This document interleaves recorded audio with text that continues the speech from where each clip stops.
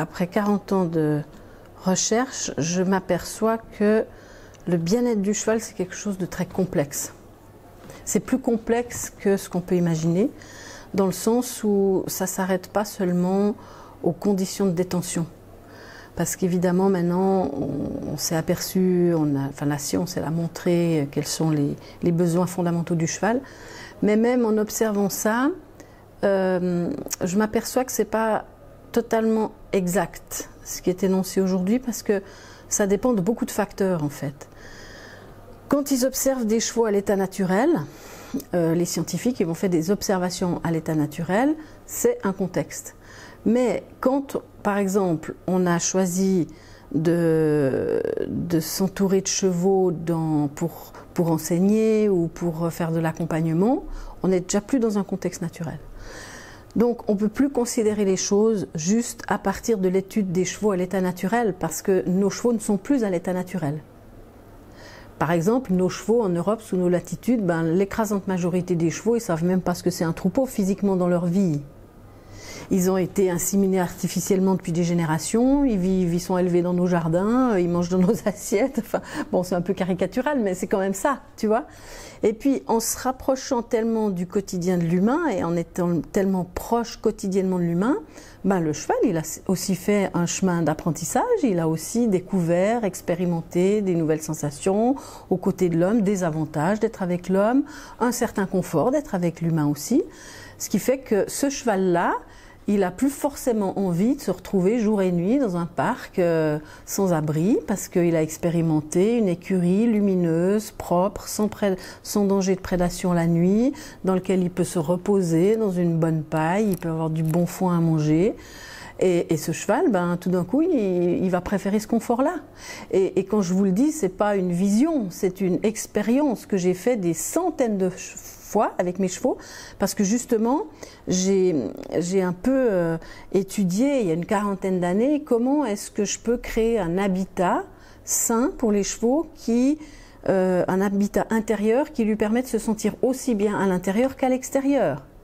Parce qu'on a aussi un autre problème actuellement, c'est, on s'est un peu révolté contre les box à barreaux, ces écuries sans lumière, les stalles, on a interdit tout ça, c'est une étape qui est super nécessaire, mais c'était pas la peine de partir dans l'autre extrême. D'abord, pour une raison simple, c'est que comme je te l'explique, le cheval il évolue, et puis peut-être qu'il peut choisir le confort aussi maintenant. Et puis l'autre chose aussi, c'est que les modifications climatiques, les vents solaires, qui sont de plus en plus fréquents, les pluies acides, c'est des événements climatiques qui ne sont pas confortables pour les chevaux qui sont dehors jour et nuit. Et puis on le voit très très bien maintenant, par exemple, où nos hivers se réchauffent, et puis on n'a plus le gel, on n'a plus la neige. Est-ce que les chevaux sont bien de patauger dans la boue pendant des mois à se développer des tendinites, des gales de boue, se déferrer pour ceux qui sont déferrés? Ça consomme beaucoup de force vitale de la part du cheval. Alors, vous voyez, tu vois, c'est complexe. C'est complexe. On ne peut pas dire, voilà, le bien-être du cheval, c'est ça. Alors là, on parle des conditions de détention. Donc pour moi, aujourd'hui, après 40 ans d'expérience, si on veut garantir un environnement le plus adéquat possible à l'évolution du cheval auprès de l'être humain, aussi au niveau des activités, c'est plus intéressant, à mon avis, d'étudier correctement avec des professionnels de la géobiologie, de créer une bonne écurie spacieuse, lumineuse, dans des ondes de forme qui soient porteuses de bonnes vibrations, dans une écurie qui soit propre, qu'on entretienne bien, on ne laisse pas les chevaux dans le fumier, on fait les box tous les jours, on enlève les crottins pour qu'ils soient au propre, avec de la bonne eau, et puis avoir un certain nombre de terres qu'on peut gérer. Parce qu'il y a aussi une chose qui pour moi est évidente, c'est qu'on parle beaucoup du bien-être du cheval aujourd'hui, parce que c'est complètement stupide de sacrifier le bien-être sur l'autel du plaisir humain, mais pour moi c'est tout aussi stupide et gravissime de sacrifier la terre sur l'autel du bien-être du cheval. Ça c'est pour moi quelque chose qui est presque encore plus grave. Et quand on voit la terre, aujourd'hui, toute la richesse d'un écosystème avec les végétaux, quand on veut absolument mettre nos chevaux jour et nuit dehors, et puis en grand nombre sur un petit espace trop réduit, on fabrique des déserts. Par la surpâture, d'accord, par les vermifugations chimiques qui tuent tous les microcosmes sur 1 mètre carré autour de chaque crottin. Donc on tue continuellement avec nos chevaux un écosystème extrêmement précieux pour l'équilibre interrègne. Donc ça n'a pour moi aucun sens. Puis quand un cheval il se retrouve dans un parc où il n'y a plus que de la boue et du sable, qu'il n'y a plus un papillon, plus une fleur, plus une herbe, est-ce qu'il est vraiment bénéficiaire là-dedans? Est-ce qu'il est vraiment bien là-dedans? Moi, j'y crois pas du tout. J'y crois pas du tout. Alors, il y a ça, et d'autant plus que ce qui est très très grave qu'on observe aujourd'hui, c'est que, tu sais, moi, à l'époque, quand j'étais plus jeune, j'avais des franches montagnes dans des belles prairies vertes, hein, d'accord? Des chevaux qui vivaient jusqu'à 40 ans, qui étaient robustes, qui avaient une bonne immunité. On n'avait pas du tout de troubles métaboliques, le syndrome de Cushing, ça n'existait pas, enfin on n'avait pas toutes ces pathologies-là. Alors maintenant, on tire à boulet rouge sur l'herbe. Mais est-ce que c'est sur l'herbe qu'il faut tirer à boulet rouge? Parce qu'aujourd'hui, tu vois, aujourd'hui, ils ont apporté la preuve scientifique de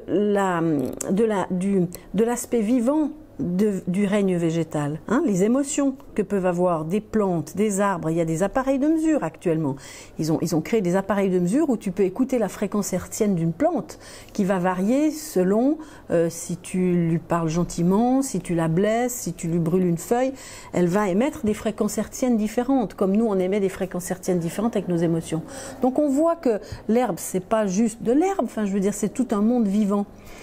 Et aujourd'hui, ce qui est intéressant, c'est d'observer que le règne végétal, qui ne peut pas se défendre contre une agression massive de chevaux sur un terrain, le seul moyen qu'il a de se défendre, c'est de développer des toxines.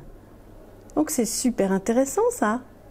Parce qu'on tire à boulet rouge sur l'herbe qui devient nocive pour le cheval, mais ce n'est pas l'herbe qui est nocive pour le cheval, c'est un herbivore strict le cheval. Donc il a besoin d'herbe. Donc, tu vois, c'est vraiment complexe. Je crois que le bien-être du cheval, c'est complexe. Puis là, on parle juste des conditions de détention pour le quotidien. Mais ça ne suffit pas. Alors après, évidemment, c'est pas très heureux de ferrer. Mais tu ne peux pas déferrer tous les chevaux. Ça prend du temps. Il faut considérer la nourriture, son métabolisme, son état ostéo-articulaire, qu'est-ce qu'il fait au travail. On ne peut pas dire à tout le monde de déferrer. Il y a autant de chevaux mal foutus et souffrants à pieds nus que de chevaux souffrants ferrés. Donc c'est la preuve qu'il n'y a pas d'apanacée, on ne peut pas partir d'une extrême à l'autre. Bien sûr que dans l'idéal, c'est préférable de déferrer. Mais avant de déferrer, il y a toute une réflexion à conduire par rapport à tous les autres aspects de l'équilibre du cheval. Tu vois, un cheval qui a été abîmé par une équitation, si tu veux, au niveau ostéo-articulaire, ce sera compliqué de l'avoir à pieds nus parce qu'il a une manière de poser les pieds par terre de compensation par rapport à un problème ostéo-articulaire, souvent arthrosique par exemple. Puis ça ne changera pas. Tu vois, donc voilà, je trouve que on ne peut pas aborder les choses juste par un aspect, il y a beaucoup d'aspects. La même chose avec le mort. Bien sûr que le mort, c'est une catastrophe, c'est évident. Faut pas avoir fait l'université pour s'imaginer ce que ça représente d'avoir de la ferraille acide dans la bouche, on est d'accord. Mais n'empêche que si on n'a pas cette moyen de coercition pour se sentir en sécurité quand on n'est pas en sécurité intérieure, ben voilà, comme je le disais dans le film, on remplace par quoi, hein? Par des bosales et on casse le nez de nos chevaux. Est-ce que c'est mieux, hein? Par des licoles Parelli avec des nœuds qui sont super insupportables pour le cheval, est-ce que c'est mieux? C'est des questions qu'on peut se fréquenter, n'est-ce pas? Donc, voilà. Et voilà, il y a tout ça qu'il faut considérer aussi, hein? La nourriture aussi, bien sûr qu'il faut faire attention que le cheval ne soit pas trop gros. Mais est-ce que de mettre un cheval dans la frustration journellement pendant des années, parce qu'il a un métabolisme un petit peu abîmé, est-ce que c'est sympa? Est-ce que moi je préférerais pas voir mon cheval heureux de galoper dans un parc, de pouvoir manger avec ses copains sans être asphyxié par un masque pour pas qu'il bouffe de l'herbe parce qu'on est traumatisé par ça? Et puis s'il doit mourir 4 ans plus tôt, est-ce que c'est un problème? Tu vois, je pense qu'on peut pas répondre. Qu'est-ce que c'est que le bien-être du cheval? Parce que c'est complexe. Alors on peut dire, ben voilà, on pourrait faire un compromis avec ça, il faudrait aller dans cette direction, mais soyons humbles, hein, parce que c'est compliqué. Puis après, une fois que tout ça c'est top en place, hein, il suffit que tu traverses une période de vie, tu perds ton mari, tu perds ton boulot, tu as moins d'argent, tout ça, t'es pas bien, tu arrives vers ton cheval. Aujourd'hui, moi j'ai vu dans ma carrière comment on met une empreinte sur le cheval, que ce soit dans son champ aurique ou que ce soit sur lui. Donc notre état intérieur, il est extrêmement significatif par rapport au bien-être du cheval. Parce que si moi je suis complètement anxieuse et que je m'angoisse pour mon cheval du matin au soir parce que j'entends ça, et puis que j'ai pas les moyens, puis que j'arrive, puis que je suis angoissée, est-ce que mon cheval sera bien dans ce bain humain? Non, il sera pas bien. Il peut être dans un paradis, mais c'est 1 heure par jour, il est avec quelqu'un qui est complètement déprimé, c'est lourd, lui il est soumis à l'influence du bain. Donc il va somatiser notre état intérieur, forcément, au fil du temps. Donc voilà, si je peux parler, d'abord, j'ai pas moi personnellement de vision, mais peut-être qu'en 40 ans, j'ai fait des observations, j'ai fait des expériences, et puis ça n'a pas été facile, parce que j'ai aussi dû me mettre en face de ça moi-même avec mes propres chevaux, c'est-à-dire de voir que dans les périodes où j'ai traversé des épreuves douloureuses, ben mes chevaux, ils étaient toujours avec des compléments alimentaires top, ils avaient une super place dans les écuries, ils étaient ensemble au parc, et puis j'ai vu mes chevaux perdre la joie de vivre, juste parce que moi, j'étais totalement dans le trou. Tu vois, donc, à l'inverse, j'ai aussi croisé des chevaux de compétition dans des box à barreaux toute la journée, avec des propriétaires qui socialement étaient super bien, qui avaient de l'argent, qui étaient dans des situations de couple épanoui, tout ça. Et puis j'ai vu des chevaux qui étaient super bien avec ça.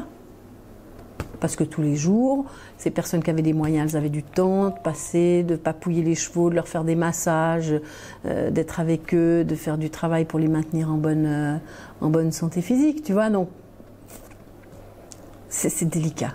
Je trouve que cette histoire du bien-être du cheval, il est délicat.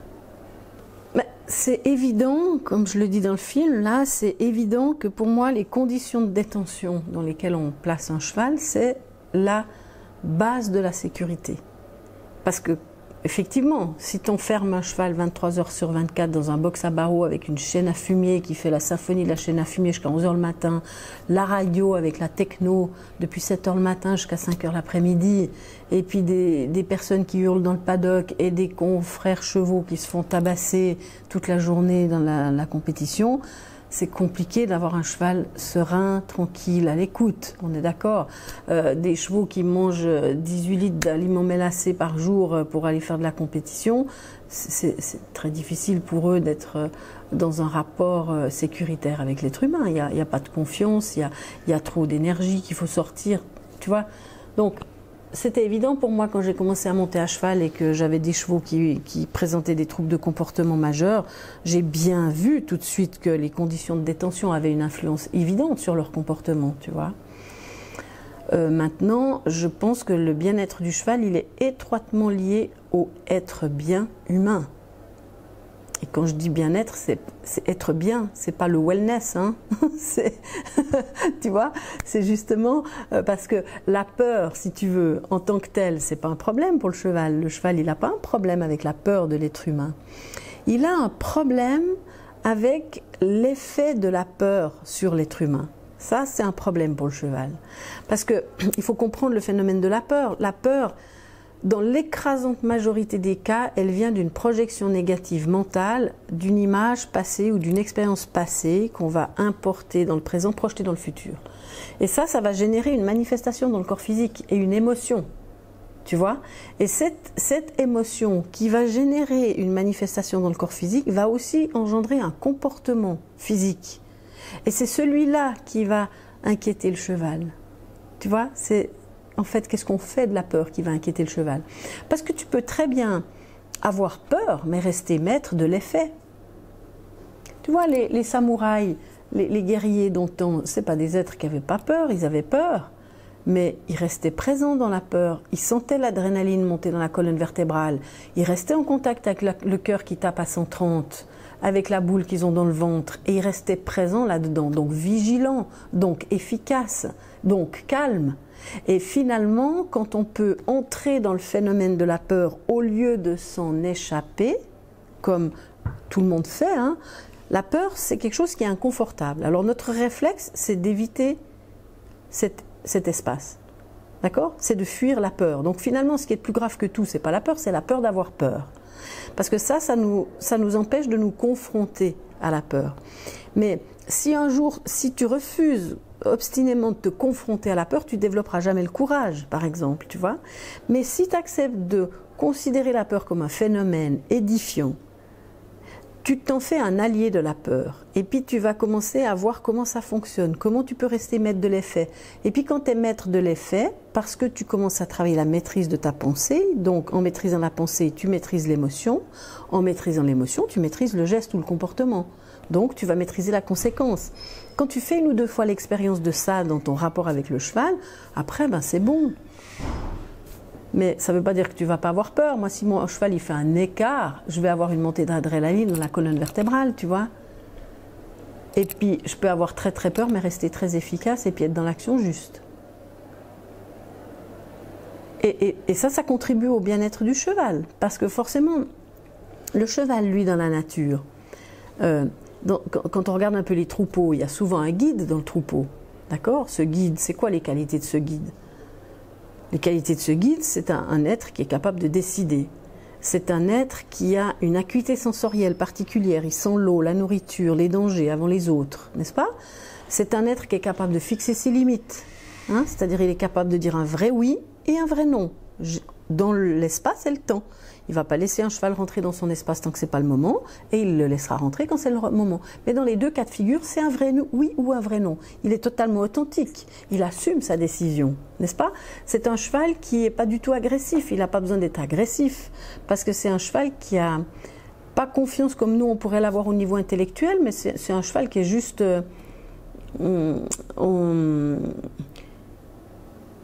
Il sent sa force, sa compétence, et c'est naturel chez lui. Il n'y pense même pas, c'est naturel. C'est un cheval qui va persévérer. S'il sent de l'eau et il faut passer 3 collines, il va passer ces 3 collines, il ne va pas s'arrêter avant. Et c'est pour ça que dans le désert de Namibie, ben, les chevaux ils ont pu survivre parce qu'il y a bien un cheval ou l'autre qui a été jusqu'au bout de sa recherche de l'eau. Sans abandonner, sans se laisser mourir au soleil comme ça. Il a encore gratté les dernières gouttes de sang qui lui restaient. Il a gratté, il a trouvé l'eau. Donc si tu veux, c'est un cheval qui est capable de persévérer et d'aller jusqu'au bout, tu vois. Donc c'est un cheval qui est vraiment très très en rapport avec les forces de détermination, de vie qui l'habitent. Alors, tu vois, quand il y a un cheval comme ça dans le troupeau il est en bonne santé. Et il y a des beaux sujets, n'est-ce pas? Et le reste du troupeau, il est en paix, il est tranquille, il est confiant, il évolue dans l'harmonie. N'est-ce pas? Il y a peu de pertes, hein, il y a juste les vieux qu'on met à l'extérieur pour qu'ils se fassent manger, mais il y a peu de pertes, n'est-ce pas? Donc on est dans une société saine, hein, avec des êtres forts. Et c'est intéressant parce que si alors ces chevaux, ils n'ont aucun problème à suivre ce guide. Ils ne se posent même pas la question, ils s'inclinent face à ce guide. Ce guide, il n'a pas besoin d'être agressif, il n'a pas besoin de soumettre, parce que les autres le suivent, s'inclinent face à son autorité. Donc, ce qui est intéressant, c'est que quand on comprend un peu quelles sont les qualités fondamentales de ce guide dans un troupeau de chevaux, on s'aperçoit que si on médite un peu sur ces qualités, c'est un peu des qualités qui nous manquent dans la vie. Hein? Pour aller au bout de nos projets, pour se tenir dans l'authenticité, dans la sincérité, sortir de l'hypocrisie, être capable de dire un vrai oui, un vrai non, n'est-ce pas? Sans agressivité. Tout ça, mais quand on réfléchit un peu, ben, c'est un travail d'une vie hein, pour nous, parce qu'on est tellement conditionnés à croire qu'on est faible, faillible, imparfait.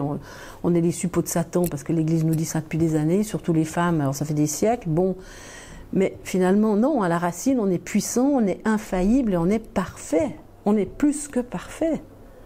On commence à s'abattardir. Maintenant, depuis quelques siècles, mais à l'origine, on n'est pas des Cro-Magnons poilus, stupides, qui ont eu besoin de 10 000 ans pour devenir à peu près intelligents. On était des millions de fois plus intelligents à la racine.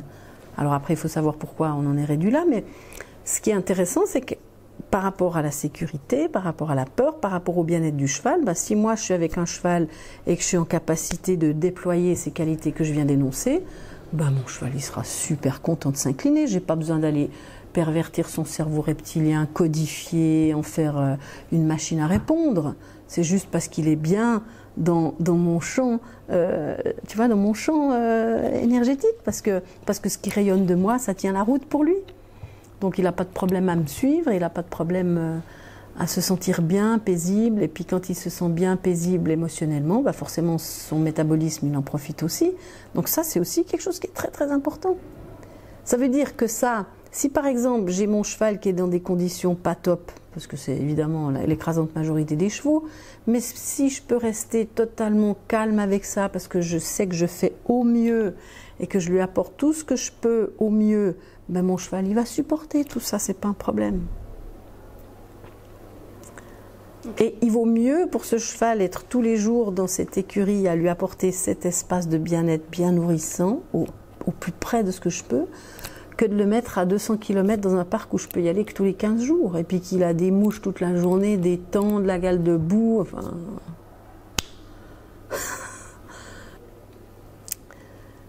Je pense que le rôle du cheval aujourd'hui, vraiment, c'est d'aller permettre aux êtres humains d'aller recontacter les forces de vie qui l'habitent pour pouvoir tenir debout de façon responsable dans le monde et reprendre en main sa destinée individuelle et collective. Et c'est pour ça que c'est intéressant parce qu'on a beaucoup de courants qui énoncent le cheval, révélateur des émotions, miroir des émotions. Moi, honnêtement, je pense qu'on n'a pas besoin du cheval pour révéler nos émotions. Parce que déjà, entre nous, c'est fait. Hein. Il suffit d'avoir un mari, des parents, des enfants, un patron, des subalternes, et puis c'est bon. Hein.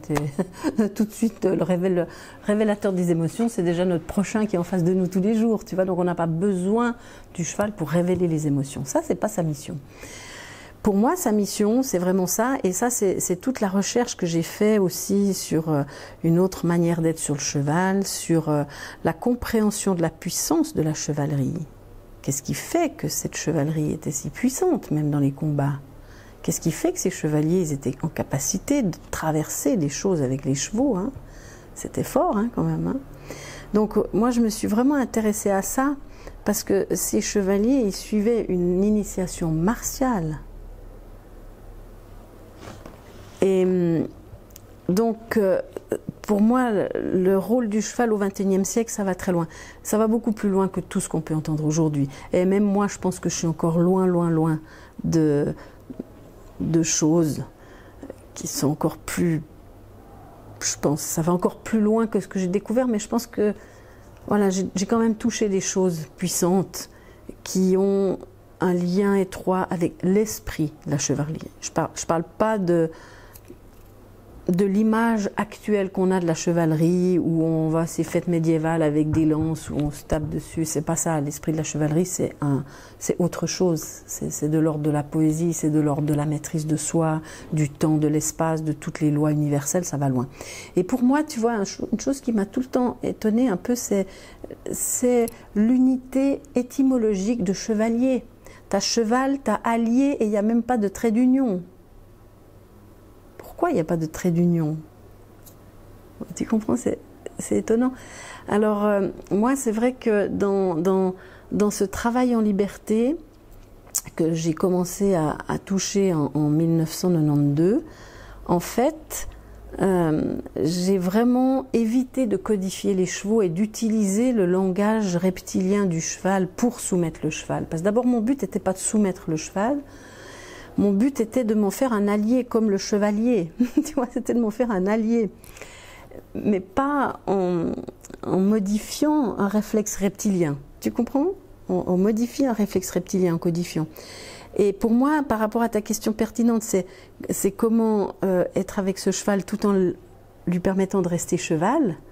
Ben c'est ça, parce que tu vois, aujourd'hui, si par exemple je rentre dans mon paddock avec mon cheval, puis que je sais pas, je suis pas très bien, j'ai une préoccupation, j'ai un problème, il y a quelque chose qui va pas comme je veux, eh ben je vais te dire qu'il va se comporter comme même avec mes élèves qui ont zéro outil, il va s'en aller, tu vois.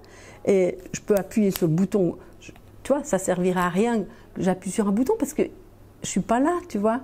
Et j'aime ça, tu vois, parce que quand on codifie justement, on laisse plus cet espace de liberté au cheval.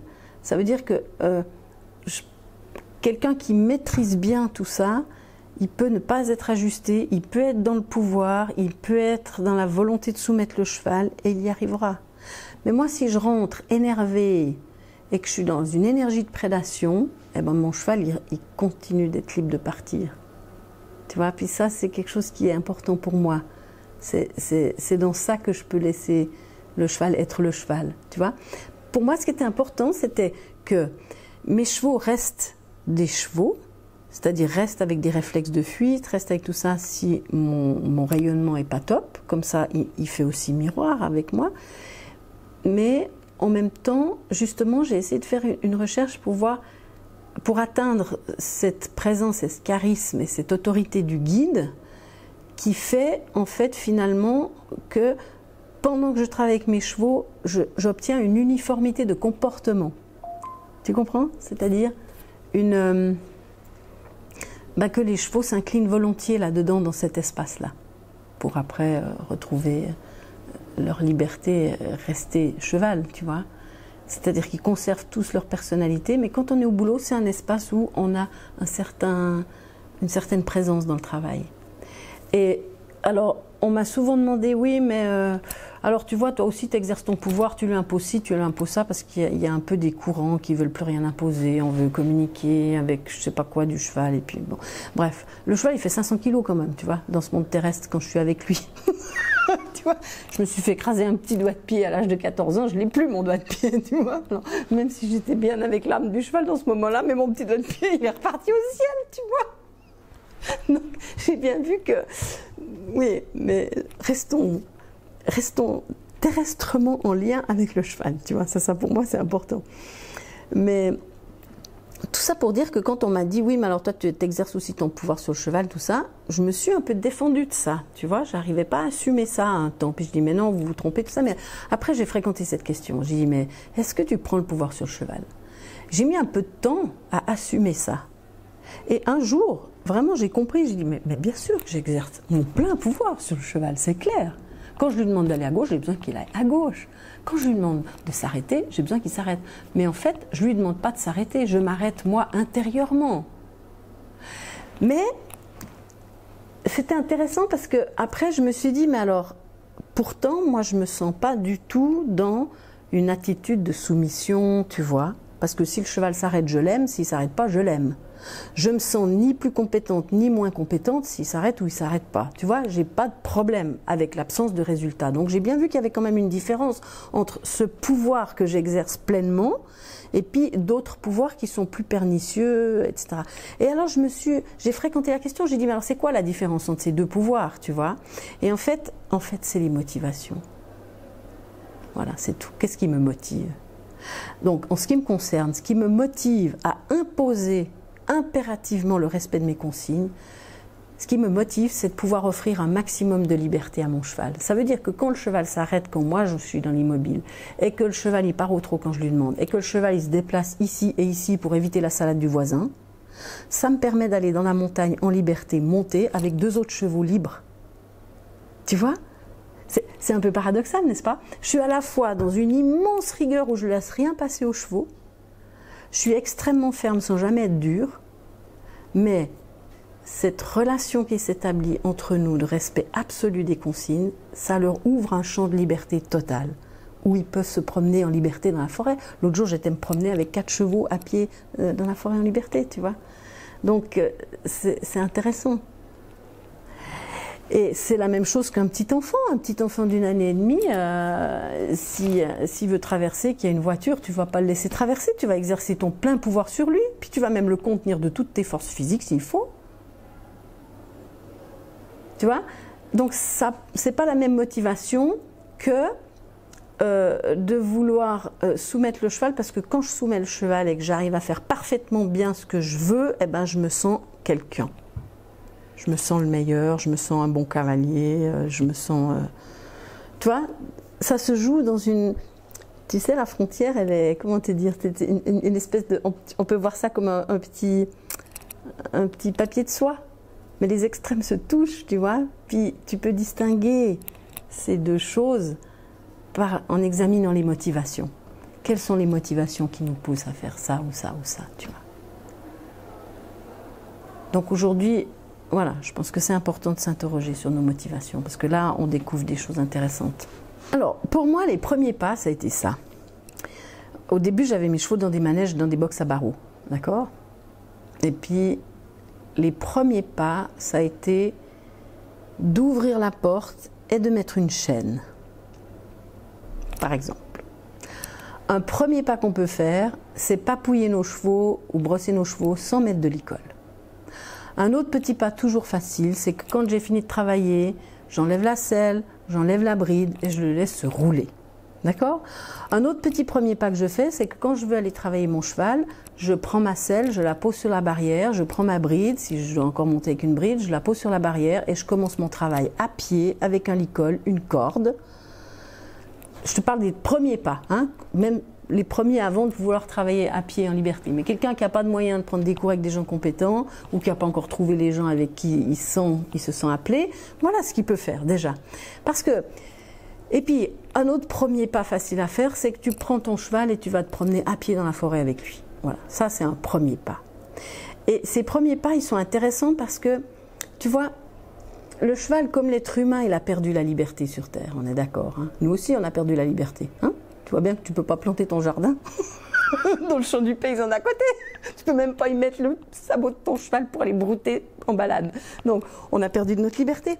Mais par contre, on peut offrir à nos chevaux le sentiment d'être libre. Tu vois? Tu es dans ton box, tu lui mets pas le licol, pas la corde, tu lui laisses la liberté de se tourner dans son box pendant que tu le papouilles sans que ce soit une affaire d'état pour toi. Sans que tu te sentes abandonné, pas respecté, etc. Toi, tu respectes la liberté de ton cheval d'abord dans un cadre, mais dans ce cadre-là, tu peux lui l'offrir. Tu vois? Et moi, c'est comme ça que j'ai commencé à améliorer les conditions de détention de mon cheval. Je suis dans une écurie, il y a des néons. Je vais acheter pour toute l'écurie des néons de lumière naturelle pour les plantes. Voilà. Première chose. J'éteins la radio parce que le cheval, il kiffe pas du tout avec toutes les conneries qu'on entend à la radio et ces musiques qui n'en sont pas. Ça, c'est très très dommageable pour le système nerveux du cheval. Le cheval, il aime le silence. Il aime les oiseaux. Voilà, c'est ça, c'est des bruits qu'il aime bien. Donc, je boucle la radio. J'enlève les écouteurs quand je fais les écuries. Hein? Comme ça, quand je passe à côté d'un cheval, je vais l'entendre tousser, je vais l'entendre se moucher, je vais voir des choses, je vais être en connexion avec ce qui se passe dans l'écurie. Je vais croiser un regard triste, je vais lui ouvrir la porte, mettre la chaîne, lui faire un petit câlin. Tu vois? Et c'est des petites choses, mais ça change la vie du cheval. Tu vois? Je dirais que le premier pas, c'est de sortir des automatismes que tout le monde a avalés et pris pour des lois. On sort de ça, on met ça à la poubelle, on fait fichier supprimé, on ferme l'ordinateur, on ouvre les yeux, le cœur et on regarde qu'est-ce que je peux faire là maintenant. Eh bien, tant que le propriétaire du cheval met en place ces petites améliorations, le cheval, il est heureux parce qu'il sent qu'on prend soin de lui. Parce que j'ai vu aussi beaucoup de chevaux avec des gentils propriétaires qui se sont dit « Oh allez, j'offre la retraite à mon cheval, je le mets. » Pétard, ce cheval, il passe tous les jours des heures à se faire papouiller, mettre les poils dans le bon sens, des bonnes pommades qui sentent bon, des petits compléments, l'ostéo, tadada, puis tout d'un coup il se trouve à 300 km loin de ses copains. Et puis plus personne vient le voir. Est-ce qu'il est heureux? Est-ce qu'il est bien? Mystère, moi j'ai vu des chevaux se laisser mourir de chagrin. Je suis pas sûre, donc c'est plus complexe que ça, tu vois. L'autre chose, voilà, une chose que j'aimerais aussi bien dire, c'est les premiers pas, c'est avant d'acheter un cheval, savoir qu'on en prend pour 40 ans et que le cheval ne va pas travailler 40 ans et être sûr qu'on peut assumer cette responsabilité jusqu'au bout, le mieux possible, sans se débarrasser du cheval quand on a fini notre carrière de compète ou notre carrière de spectacle ou notre carrière de balade. C'est de savoir que ce cheval-là, on en a une charge pour très longtemps et que ce n'est pas parce qu'il ne fait plus rien avec nous qu'il ne mérite pas d'avoir les mêmes soins et les mêmes attentions que quand il était opérationnel. Tu vois? Et ça, c'est important. Et je pense qu'aujourd'hui, une chose qui est très importante aussi par rapport au respect de la terre, alors évidemment, je fais dresser les cheveux de tous les éleveurs, mais je dirais à tout le monde, arrêtez d'élever. Arrêtez d'élever. Il y a trop de chevaux. La terre souffre, les chevaux souffrent, ils sont abandonnés par milliers. Le taux de mortalité moyen, c'est 10 ans en France. Arrêtez d'élever. Prenez soin de ce qui est déjà là. Mettez-vous à 2 ou 3 pour acquérir un cheval, pour avoir assez de temps pour lui occuper sa journée, pour avoir des moyens de lui offrir des ostéos, des massages, tout ce qu'il faut pour son bien-être. Et arrêtons de vouloir 1, 2, 3 chevaux chacun. Pourquoi ? Tu vois, c'est des questions évidemment qui heurtent, mais ça m'est égal. qu'il faudra vraiment qu'on trouve ensemble la justesse, parce qu'évidemment il y a un engouement incroyable pour les chevaux actuellement, ça devient vraiment un truc énorme. Il y a une démocratisation juste absolument aberrante et il faut qu'on soit le plus conscient possible quand même, quoi. Tu vois. Alors, je suis à la fois heureuse de ce que les chevaux peuvent apporter à l'être humain, et Dieu sait si j'en suis témoin puisque j'accompagne depuis 40 ans et que je vois l'effet sur le comportement humain, mais soyons pas hystériques, ne mettons pas de la poudre aux yeux aux gens et soyons conscients hein, quand même.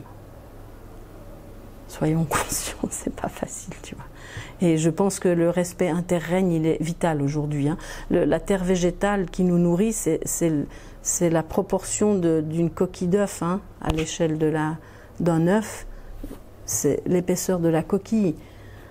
Donc tu vois, si on augmente le nombre de chevaux, ces usines à chevaux... Donc voilà. Mais en même temps, voilà, j'ai confiance. Je sais que je suis confiante parce que je sais que les jeunes aujourd'hui, ils savent que les usines à poney, ça n'a plus de sens, que le concept du centre équestre, il est obsolète, totalement obsolète. C'est qu'une question de temps. Et puis les jeunes, ils sont conscients. Alors quand ils réfléchissent à des projets, c'est des microstructures, c'est 2-3 chevaux, un enseignement, un accompagnement de qualité. Et ça, bravo. Donc si je peux rajouter quelque chose pour tous les jeunes et tous les gens qui veulent créer quelque chose, réfléchissez en termes de micro et de qualité. Comme ça, tout le monde est bénéficiaire. La terre, les chevaux, les élèves, ils auront un enseignement de qualité, sécuritaire.